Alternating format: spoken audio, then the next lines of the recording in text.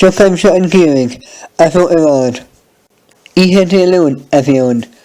Bhí Paul agus Síle ag fécint an chlár farsnéis, feimtime. Bhí an chlár in caint faoi Athrú Aeráide an ihe sin. Dúirt Síle go bhfuil 5 casta agus dintig fóil léamh. Phléigh an chlár faoi storm sneachta a tharla cúpla mí ó shin.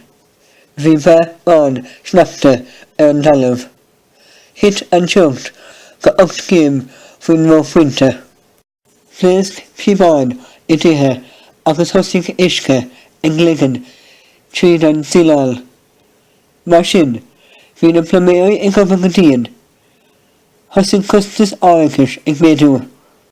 Dúirt an chlár go raibh stonghuithe ann freisin. Bhí crann tar éis ag titim agus bhúil roinnt na crann carna. Chomh mar le sin, bhí le cara le sacáil ar na mórtha. Bhí tiltte I gcucaigh agus I mbaile átha clia. Tá tháinig daoine I mbáid ó na dithe I gcucaigh.